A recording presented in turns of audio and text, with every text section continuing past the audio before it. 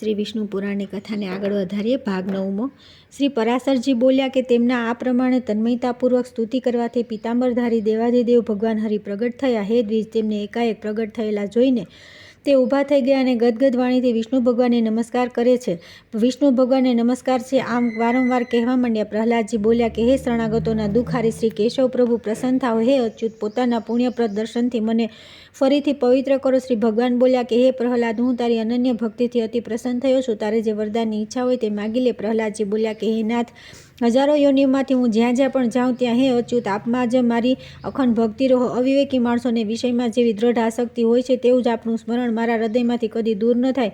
શ્રી ભગવાન બોલ્યા કે હે પ્રહલાદ, મારામાં તો તારી ભક્તિ છે જ અને આગળ પણ તેવી જ રહેશે, પરંતુ આના સિવાય પણ તારે જે બીજા વરદાનની ઈચ્છા હોય તે મારી પાસે માગી લે. પ્રહલાદજી બોલ્યા કે હે દેવ, આપની સ્તુતિમાં લીન હોવાથી મારા પિતાના ચિત્તમાં મારા પ્રત્યે જે દ્વેષ થયો છે તેનાથી તેમને જે પાપ લાગ્યું છે તે ક્ષીણ થઈ જાય. આ સિવાય તેમની આજ્ઞાથી મારા શરીર પર જે શસ્ત્રોના પ્રહાર કરવામાં આવ્યા, મને અગ્નિમાં નાખી દેવામાં આવ્યો, સર્પોથી દંશ દેવડાવ્યા, ભોજનમાં વિષ આપવામાં આવ્યું, બાંધીને સમુદ્રમાં નાખી દેવામાં આવ્યો, શિલાઓથી દબાવી દેવામાં આવ્યો અને બીજા પણ જે દુર્વ્યવહાર પિતાજીએ મારી સાથે કર્યા છે તે બધા આપની ભક્તિ કરનારા પુરુષ પ્રતિ દ્વેષ કરવાથી તેમને જે પાપ લાગ્યું છે, હે પ્રભુ, આપની કૃપાથી મારા પિતા તે પાપમાંથી તુરત જ મુક્ત થઈ જાય. શ્રી ભગવાન બોલ્યા કે હે પ્રહલાદ, મારી કૃપાથી તમારી આ બધી ઈચ્છાઓ પૂર્ણ થશે. હે અસુર કુમાર, હું તને એક બીજું વરદાન પણ આપું છું. તારી જે ઈચ્છા હોય તે માગી લે. પ્રહલાદજી બોલ્યા કે હે ભગવાન, હું તો આપના આ વરદાનથી કૃતકૃત્ય થઈ ગયો કે આપની કૃપાથી આપમાં મારી નિરંતર અવિચળ ભક્તિ રહેશે. હે પ્રભુ, સંપૂર્ણ જગતના કારણરૂપ એવા આપમાં જેની નિશ્ચિત ભક્તિ છે, મુક્તિ પણ તેની મુઠ્ઠીમાં રહે છે, તો પછી ધર્મ, અર્થ અને કામ સાથે તો તેને શું પ્રયોજન?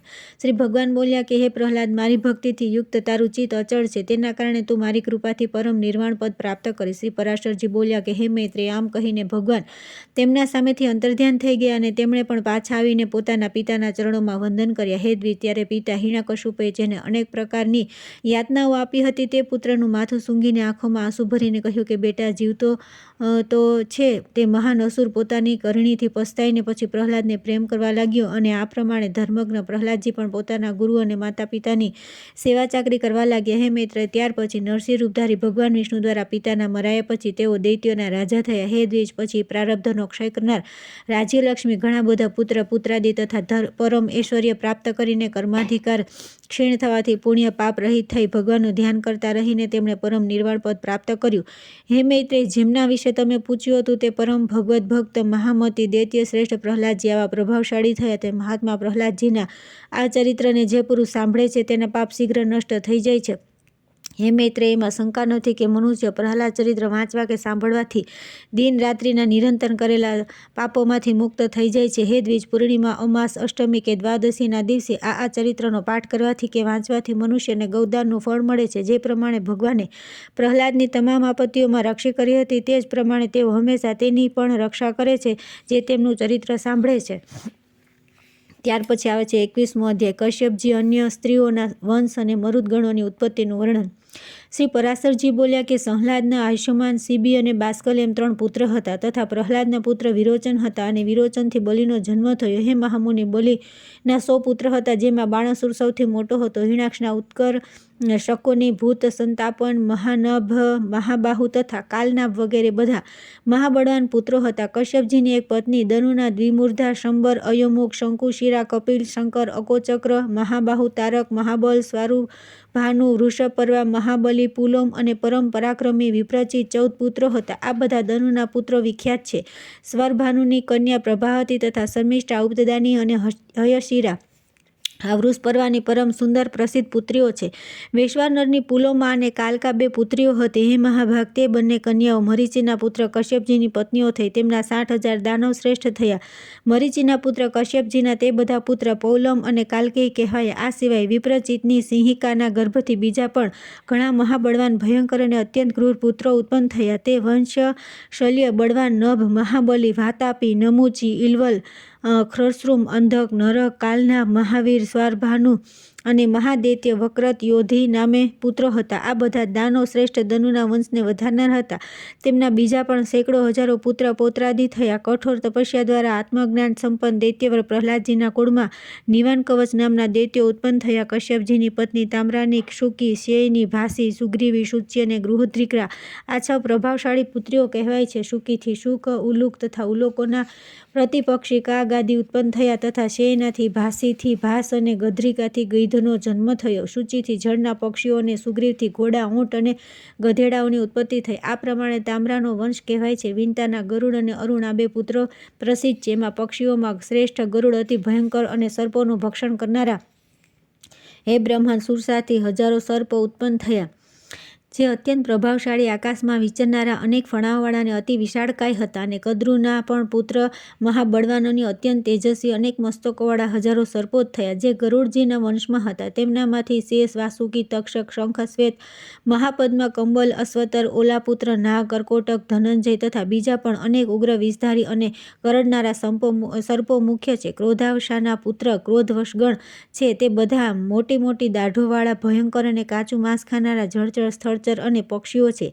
મહાબલી પિશાચોને પણ ક્રોધાએ જ ઉત્પન્ન કર્યો છે. સુરભીથી ગાય અને મહિષ વગેરેનો જન્મ થયો તથા ઈરાથી વૃક્ષ, લાગ, વેલ અને દરેક પ્રકારનું ઘાસ ઉત્પન્ન થયું. ખસાઈ, યક્ષ અને રાક્ષસોને, મુનિઓએ, અપ્સરાઓને તથા અરિષ્ટાએ બહુ શક્તિશાળી ગંધર્વોને જન્મ આપ્યો. આ બધા સ્થાવર જંગમ કશ્યપજીના સંતાનો થયા. તેમના બીજા પણ સેંકડો હજારો પુત્ર પૌત્રાદિ થયા. હે બ્રહ્મન, આ સ્વારોચિષ મન્વંતરની સૃષ્ટિનું વર્ણન કહેવાય છે. વૈવસ્વ મન્વંતરના આરંભમાં મોટો વરુણ યજ્ઞ થયો. તેમાં બ્રહ્માજી હોતા હતા. હવે હું તેમની પ્રજાનું વર્ણન કરું છું. હે સાધુ શ્રેષ્ઠ, પૂર્વ મન્વંતરમાં જે સપ્તઋષિઓ સ્વયં બ્રહ્માજીના માનસપુત્ર ઉત્પન્ન થયા હતા, તેમને બ્રહ્માજી આ કલ્પમાં ગંધર્વ, નાગ, દેવ અને દાનવો વગેરેના પિતૃરૂપે નિશ્ચિત કર્યા. પુત્રોનો નાશ થવાથી દિતિએ કશ્યપજીને પ્રસન્ન કર્યા. તેની યથાર્થ આરાધનાથી સંતુષ્ટ થઈને તપસ્વીઓમાં શ્રેષ્ઠ કશ્યપજીએ તેને વરદાન આપીને પ્રસન્ન કરી. તે સમયે તેણે ઇન્દ્રનો વધ કરવામાં સમર્થ એક અતિ તેજસ્વી પુત્રનું વરદાન માંગ્યું.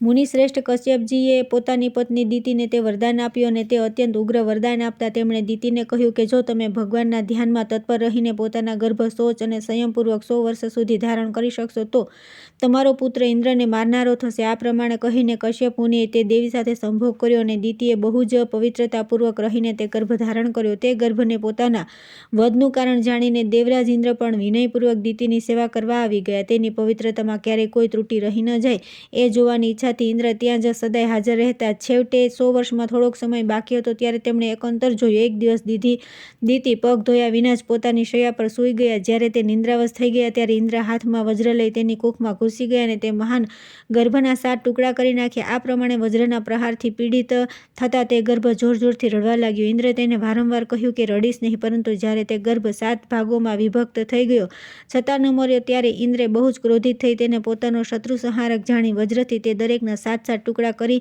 ફરી દીધા.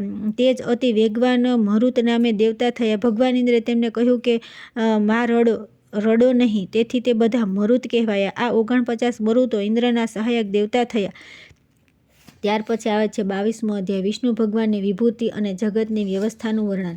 શ્રી પરાશરજી બોલ્યા કે પૂર્વકાળમાં મહર્ષિઓએ જ્યારે મહારાજ પૃથુને રાજ્ય સિંહાસન પર અભિષિક્ત કર્યા તો લોકપિતામાં બ્રહ્માજીએ પણ ક્રમશઃ રાજ્યના ભાગ પાડ્યા. બ્રહ્માજીએ નક્ષત્ર, ગ્રહ, બ્રાહ્મણ, તમામ વનસ્પતિ અને યજ્ઞ અને તથા તપ વગેરેના રાજ્ય પર ચંદ્રમાને નિયુક્ત કર્યા. આ જ પ્રમાણે વિશ્રવાન પુત્ર કુબેરજીને રાજાઓના, વરુણને જળના, વિષ્ણુને આદિત્યોના અને અગ્નિને વસુઓના અધિપતિ બનાવ્યા. દક્ષને પ્રજાપતિ, ઇન્દ્રને મરુતના તથા પ્રહલાદને દૈત્ય અને દાનવોનું અધિપત્ય આપ્યું. પિતૃઓના રાજ્યપદ પર ધર્મરાજ યમને અભિષિક્ત કર્યા અને તમામ હાથીઓના અધિપતિ ઐરાવતને બનાવ્યા. ગરુડને પક્ષીઓના, ઇન્દ્રને દેવતાઓના, ઉચેશ્રવાને ઘોડાઓના અને વૃષભને ગાયોના અધિપતિ બનાવ્યા. ભગવાન બ્રહ્માજીએ સઘળા વન્ય પશુઓનું રાજ્ય સિંહને આપ્યું અને શેષનાગને સર્પોના સ્વામી બનાવ્યા. સ્થાવરોના સ્વામી હિમાલયને, મુનિઓના કપિલદેવજી અને નખ અને દાઢવાળા મૃગગણોના રાજા વાઘને બનાવ્યા તથા વનસ્પતિઓમાં પીપળા, પ્લક્ષને રાજા બનાવ્યા. આ પ્રમાણે બ્રહ્માએ જુદી જુદી જાતિઓમાં પણ પ્રધાનતા આપી. આ પ્રમાણે રાજ્યોના વિભાગ કર્યા પછી પ્રજાપતિઓના સ્વામી બ્રહ્માજીએ બધી દિશાઓમાં દિક્પાલોની સ્થાપના કરી. તેમણે પૂર્વ દિશામાં વૈરાજ પ્રજાપતિના પુત્ર રાજા સુધન્વાને દિક્પાલ પદ પર અભિષિક્ત કર્યા. દક્ષિણ દિશામાં કરદમ પ્રજાપતિના પુત્ર રાજા શંખપાદની નિયુક્તિ કરી. કદી ચ્યુત ન થનારા રાજસપુત્ર મહાત્મા કેતુમાનને તેમણે પશ્ચિમ દિશામાં નિયુક્ત કર્યા અને પર્જન્ય પ્રજાપતિના પુત્ર અતિ બળવાન રાજા હિરણ્યરોમાને ઉત્તર દિશામાં નિયુક્ત કર્યા. તેઓ આજ સુધી 7 દ્વીપ અને અનેક નગરીઓ ધરાવતી આ સંપૂર્ણ પૃથ્વીનું પોતપોતાના વિભાગ અનુસાર પાલન કરે છે. હે મુનિ શ્રેષ્ઠ, આ તથા બીજા પણ જે તમામ રાજાઓ છે તે બધા વિશ્વના પાલનમાં પ્રવૃત્ત પરમાત્મા શ્રી ભગવાનના વિભૂતિરૂપ છે. હે દ્વિજોત્તમ, જે ભૂતાધિપતિ પહેલા થઈ ગયા છે અને આગળ જે થશે તે બધા સર્વભૂત ભગવાન વિષ્ણુના અંશ છે. જે દેવતાઓ, દૈત્યો, દાનવો અને માંસ ખાનારાઓના અધિપતિ છે. જે પશુ પક્ષીઓ, મનુષ્યો, સર્પો અને નાગોના અધિપતિ છે. જે વૃક્ષો, પર્વતો તથા ગ્રહોના સ્વામી છે તથા બીજા પણ ભૂત, ભવિષ્યના અને વર્તમાન કાળના જેટલા ભૂતોના ઈશ્વર છે તે બધા સર્વભૂત ભગવાન વિષ્ણુના અંશથી ઉત્પન્ન થયા છે. હે મહાપ્રાજ્ઞ, સૃષ્ટિના પાલન કાર્યમાં પ્રવૃત્ત સર્વેશ્વર શ્રીહરિ સિવાય કોઈનામાં પણ પાલન કરવાની શક્તિ નથી. રાજસ અને સત્વાદી ગુણોના આશ્રયથી તે સનાતન પ્રભુ જગતની રચના સમયે રચના કરે છે, સ્થિતિના સમયે પાલન કરે છે અને અંતે સમય કાલરૂપે સંહાર કરે છે. તે જનાર્દન 4 વિભાગે સૃષ્ટિના અને 4 વિભાગે જ સ્થિતિ પાલનના સમયે રહે છે તથા 4 રૂપ ધારણ કરીને જ અંતમાં પ્રલય કરે છે. એક અંશથી તેઓ અવ્યક્ત રૂપે બ્રહ્મા થાય છે, બીજા અંશથી મરીચી વગેરે પ્રજાપતિ થાય છે, તેમનો ત્રીજો અંશ કાલ છે અને ચોથો અંશ તમામ પ્રાણીઓ. આ પ્રમાણે તેઓ રજોગુણ વિશિષ્ટ થઈને 4 પ્રકારે સૃષ્ટિના સમયે સ્થિત થાય છે. પછી તે પુરુષોત્તમ સત્વગુણનો આશ્રય લઈ તે જગતનું પાલન કરે છે. તે સમયે તેઓ એક અંશથી વિષ્ણુ થઈને પાલન કરે છે, બીજા અંશથી મનુ વગેરે થાય છે તથા ત્રીજા અંશથી કાલ અને ચોથા અંશથી પ્રાણી માત્રમાં રહે છે તથા અંતકાળમાં તે અજન્મા ભગવાન તમોગુણનો આશ્રય લઈને એક અંશથી રુદ્ર, બીજા અંશથી અગ્નિ અને અનંત આદિ રૂપે તથા ત્રીજા અંશથી કાલરૂપ અને ચોથા અંશથી સંપૂર્ણ ભૂત સ્વરૂપ થઈ જાય છે. હે બ્રહ્માંડ વિનાશ માટે તે મહાત્માની આ 4 પ્રકારની સર્વકાલિક વિભાગ કલ્પના કહેવાય છે. બ્રહ્મા, દક્ષ વગેરે પ્રજાપતિઓ, કાલ તથા સમસ્ત પ્રાણીઓ આ બધી જ શ્રીહરિની વિભૂતિઓ જગતની રચનાના કારણ છે. હે દ્વિજ, વિષ્ણુ, મન વગેરે, કાલ અને સમસ્ત પ્રાણીઓ આ બધા જગતની સ્થિતિના કારણરૂપ ભગવાન વિષ્ણુની વિભૂતિઓ છે તથા રુદ્ર, કાલ, અંતક આદિ એ સઘળા જીવો શ્રી જનાર્દનની આ 4 વિભૂતિઓ પ્રલયના કારણરૂપ છે. હે દ્વિજ, જગતના આદિ અને મધ્યમાં તથા પ્રલય સુધી પણ બ્રહ્મા, મરીચી વગેરે તથા જુદા જુદા જીવોથી સૃષ્ટિ થયા કરે છે. સૃષ્ટિના આરંભમાં પ્રથમ બ્રહ્માજી રચના કરે છે, પછી મરીચી વગેરે પ્રજાપતિઓ અને ત્યાર પછી બધા જીવો ક્ષણે ક્ષણે સંતાનો ઉત્પન્ન કરતા રહે છે. હે દ્વિજ, કાલ વિના બ્રહ્મા, પ્રજાપતિ અને અન્ય સઘળા પ્રાણીઓ પણ સૃષ્ટિની રચના કરી શકતા નથી. તેથી કાલરૂપ ભગવાન વિષ્ણુ સર્વદા સૃષ્ટિના કારણ છે. હે મૈત્રેય, આ જ પ્રમાણે જગતની સ્થિતિ અને પ્રલયમાં પણ તે દેવાધિદેવના 4 વિભાગ દર્શાવાયા છે. હે દ્વિજ, જે કોઈ જીવ દ્વારા જે કંઈ પણ રચના કરવામાં આવે છે તે ઉત્પન્ન થયેલા જીવની ઉત્પત્તિમાં સર્વથા શ્રીહરિનું શરીર જ કારણ છે. મૈત્રેય, આ પ્રમાણે જે કોઈ સ્થાવર જંગમ ભૂતોમાંથી કોઈને નષ્ટ કરે છે તે નાશ કરનાર પણ શ્રી જનાર્દનનું અંતકારક રૌદ્રરૂપ છે. આ પ્રમાણે તે જનાર્દન દેવ જ સમસ્ત સંસારના સર્જક, પાલક અને સંહારક છે તથા તે જ સ્વયં જગત રૂપે પણ છે.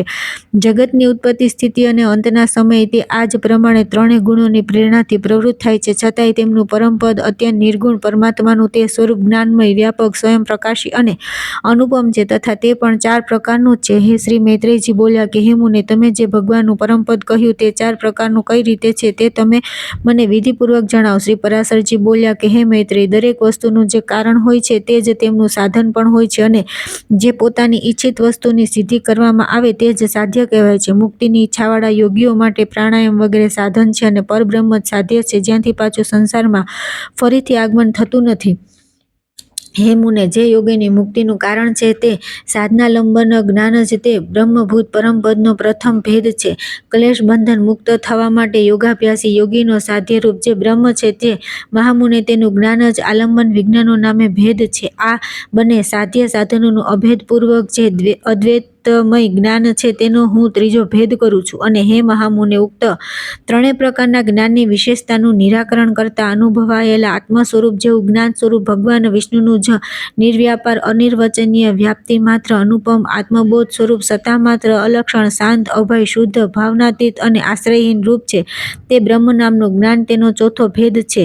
હે દ્વિજ, જે યોગીઓ અન્ય જ્ઞાનનો નિરોધ કરીને આ ચોથો ભેદમાં જ લીન થઈ જાય છે તેઓ આ સંસારમાં ક્ષેત્રમાં બીજા રોપણરૂપી કર્મ કરવામાં નિર્બીજ વાસના રહિત થાય છે. અર્થાત તેઓ લોક સંગ્રહ માટે કર્મો કરતા રહેવા છતાં તેમને કોઈ કર્મોનું પાપ પુણ્ય રૂપી ફળ પ્રાપ્ત થતું નથી. આ પ્રમાણે તે નિર્મળ, નિત્ય વ્યાપક, અક્ષય અને ઝઘડા હોય, ગુણોથી રહિત વિષ્ણુ નામનું પરમ પદ છે. પુણ્ય પાપનો ક્ષય અને દુઃખોની નિવૃત્તિ થયા બાદ જે અત્યંત નિર્મળ થઈ જાય છે તે જ યોગી તે પરબ્રહ્મનો આશ્રય લે છે, જ્યાંથી તે પાછો આ સંસારમાં આવતો નથી. તે બ્રહ્મના સાકાર અને નિરાકાર એમ બે રૂપ છે, જે અક્ષર અને ક્ષર રૂપે સમસ્ત પ્રાણીઓમાં સ્થિત છે. અક્ષર તે જ પરબ્રહ્મ છે અને ક્ષર સંપૂર્ણ જગત છે. જે પ્રમાણે એકદશીય અગ્નિનો પ્રકાશ સર્વત્ર ફેલાયેલો રહે છે, તે જ પ્રમાણે આ સંપૂર્ણ જગત પરબ્રહ્મની જ શક્તિ છે. હે મૈત્રી, અગ્નિની નિકટતા અને દૂરતાના ભેદથી જે પ્રમાણે તેના પ્રકાશમાં અધિકતા અને ન્યૂનતાનો ભેદ રહે છે, તે જ પ્રમાણે બ્રહ્મની શક્તિમાં પણ તારતમ્ય છે. હે બ્રહ્મન, બ્રહ્મા, વિષ્ણુ અને શિવ બ્રહ્મની પ્રધાન શક્તિઓ છે. તેમનાથી ન્યૂન દેવતાઓ છે તથા તેમના પછી દક્ષ વગેરે પ્રજાપતિઓ છે. તેમનાથી ન્યૂન પશુ, પક્ષી, મનુષ્ય, મૃગ અને સરીસૃપ વર્ગ વગેરે છે તથા તેમનાથી અત્યંત ન્યૂન વૃક્ષ, ક્ષુપ અને લતા વગેરે છે. તેથી હે મુનીશ્વર, આવિર્ભાવ, ઉત્પન્ન થવું, તિરોભાવ, અંતર્ધ્યાન થવું, જન્મ અને નાશ વગેરે વિકલ્પોવાળું હોવા છતાં આ સંપૂર્ણ જગત વાસ્તવમાં નિત્ય અને અક્ષય જ છે. સર્વશક્તિમય વિષ્ણુ જ બ્રહ્મના પર સ્વરૂપ તથા મૂર્તિરૂપ છે, જેમનું યોગીઓ યોગારંભ પૂર્વે ચિંતન કરે છે. હે મુનિ, જેમાં મનને સારી રીતે નિરંતર એકાગ્ર કરનારા આલંબનયુક્ત સબીજ પરિપૂર્ણ રીતે જાણેલા મહાયોગીની પ્રાપ્તિ થાય છે. હે મહાભાગ, હે સર્વ બ્રહ્મમય શ્રી વિષ્ણુ ભગવાન સઘળી પરાશક્તિઓમાં પ્રધાન અને બ્રહ્મના અતિ નિકટના મૂર્તિમાન બ્રહ્મ સ્વરૂપ છે. હે મહામુનિ, તેમના જ આ સંપૂર્ણ જગત ઓતપ્રોત છે, તેમનાથી જ ઉત્પન્ન થયું છે, તેમનામાં સ્થિત છે અને સ્વયં તેઓ જ સંપૂર્ણ જગત છે. ક્ષર અક્ષરમય કાર્યકારણરૂપ ઈશ્વર વિષ્ણુ જ આ પુરુષ પ્રકૃતિમય સંપૂર્ણ જગતને પોતાના આભૂષણરૂપ અને આયુધ રૂપે ધારણ કરે છે. શ્રી મૈત્રેયજી બોલ્યા કે ભગવાન વિષ્ણુ આ સંસારને આભૂષણ અને આયુધ રૂપે કઈ રીતે ધારણ કરે છે તે તમે મને જણાવો. શ્રી પરાશરજી બોલ્યા કે હે મુને, જગતનું પાલન કરનારા અપ્રમેય શ્રી વિષ્ણુ ભગવાનને નમસ્કાર કરીને હવે હું જે પ્રમાણે વસિષ્ઠજીએ મને કહ્યું હતું તે તમને સંભળાવું છું. આ જગતના નિર્લેપ તથા નિર્ગુણ અને નિર્મળ આત્માને અર્થાત શુદ્ધ ક્ષેત્રજ્ઞ સ્વરૂપને હરિ કૌસ્તુભમણિ રૂપે ધારણ કરે છે. શ્રી અનંતને પ્રધાનને શ્રી વત્સ રૂપે આશ્રય આપ્યો અને બુદ્ધિ માધવની ગદા રૂપે સ્થિત છે. ભૂતોના કારણ તામસ અહંકાર અને ઇન્દ્રિયોના કારણ અને રાજસ અહંકાર આ બંનેને તેઓ શંખ અને સારંગ ધનુષ રૂપે ધારણ કરે છે. પોતાના વેગથી પવનને પણ પરાજિત કરનાર અતિ ચંચળ સાત્વિક અહંકારરૂપ મન શ્રી વિષ્ણુ ભગવાનના કરકમળોમાં સ્થિત ચક્ર રૂપે ધારણ કરેલું છે. હે દ્વિજ, ભગવાન ગદાધરની જે મુક્તા, માણિક્ય, મરકત, ઇન્દ્રનીલ અને હીરકમયી પાંચ પદાર્થોની બનેલ વૈજયંતી માળા છે, તે પાંચ તન્માત્રાઓ અને પંચભૂતોનું રૂપ છે. જે જ્ઞાન અને કર્મમય ઇન્દ્રિયો છે તે બધાને શ્રી જનાર્દન ભગવાન બાણ રૂપે ધારણ કરે છે. ભગવાન અચ્યુત જે અતિ નિર્મળ ખડગ ધારણ કરે છે તે અવિદ્યામય કોષથી આચ્છાદિત વિદ્યામય જ્ઞાન જ છે. હે મૈત્રેય, આ પ્રમાણે પુરુષ પ્રધાન બુદ્ધિ, અહંકાર, પંચભૂત, મન, ઇન્દ્રિયો તથા વિદ્યા અને અવિદ્યા બધા શ્રી ઋષિકેશમાં આશ્રિત છે. શ્રી હરિ રૂપરહિત હોવા છતાં માયારૂપે પ્રાણીઓના કલ્યાણ માટે એ બધાને અસ્ત્ર અને આભૂષણ રૂપે ધારણ કરે છે. આ પ્રમાણે તે કમલનયન પરમેશ્વર સવિકાર પ્રધાન નિર્વિકાર પુરુષ તથા સંપૂર્ણ જગતને ધારણ કરે છે. જે કંઈ પણ વિદ્યા, અવિદ્યા, સત, અસત તથા અવ્યય રૂપે છે, હે મૈત્રેય, તે બધું સર્વભૂતેશ્વર શ્રી મધુસૂદનમાં સ્થિત છે. કાલા, કાષ્ઠા, નિમેષ, દિવસ, ઋતુ, અયન અને વર્ષ રૂપથી તેઓ કાલ સ્વરૂપ નિષ્પાપ અવ્યય શ્રીહરિ વિરાજમાન છે. હે મુનિશ્રેષ્ઠ, ભૂરલોક, ભુવરલોક તથા સ્વર્ગલોક, મહ, જન, તપ અને સત્ય વગેરે સાતે લોક પણ સર્વવ્યાપક ભગવાન જ છે. બધા પૂર્વજોના પૂર્વ તથા સમસ્ત વિદ્યાધરોના આધાર શ્રી હરિ સ્વયં સંસારમય સ્વરૂપે સ્થિત છે. નિરાકાર અને સર્વેશ્વર શ્રી અનંત જ ભૂત સ્વરૂપે બનીને દેવ, મનુષ્ય અને પશુ વગેરે અનેક રૂપોમાં સ્થિત છે. ઋક, યજુર, સામ અને અથર્વવેદ, ઇતિહાસ, ઉપવેદ, આયુર્વેદ વગેરે વેદાંત વાક્ય, સમસ્ત વેદાંગ, મનુ વગેરે દ્વારા કહેલા સમસ્ત ધર્મશાસ્ત્રો, પુરાણો વગેરે સઘળા શાસ્ત્રો, આખ્યાનો, અનુવાક, કલ્પસૂત્ર તથા સમસ્ત કાવ્ય ચર્ચા અને રાગ રાગિણી વગેરે જે કંઈ પણ છે તે બધું શબ્દમૂર્તિ ધારી પરમાત્મા વિષ્ણુનું જ શરીર છે. આ લોકમાં અથવા ક્યાંય બીજે પણ જેટલા દ્રશ્ય અદ્રશ્ય પદાર્થ છે તે સર્વ તેમના જ રૂપ છે. હું તથા સંપૂર્ણ જગત જનાર્દન શ્રીહરિ છે, તેમનાથી બીજું ભિન્ન કંઈ નથી. કારણ કે જેના મનમાં આવી ભાવના છે તેને ફરી દેહજન્ય રાગ, દ્વેષ અને દ્વંદ્વ રૂપ રોગોનો સ્પર્શ કરતા નથી. હે દ્વિજ, આ પ્રમાણે તમને આ પુરાણના પહેલા અંશનું યથાવત વર્ણન કહી સંભળાવ્યું. આવું શ્રવણ કરવાથી મનુષ્ય સઘળા પાપોથી મુક્ત થઈ જાય છે. હે મૈત્રેય, 12 વર્ષ સુધી કાર્તક માસમાં પુષ્કર ક્ષેત્રમાં સ્નાન કરવાથી જે ફળ મળે છે તે દરેક મનુષ્યને આના શ્રવણ માત્રથી મળે છે. હે મુને, દેવ, ઋષિ, ગંધર્વ, પિતૃ અને યક્ષ વગેરેનું ઉત્પત્તિનું શ્રવણ કરનાર પુરુષને દેવતાઓ વગેરે વરદાયક બની જાય છે.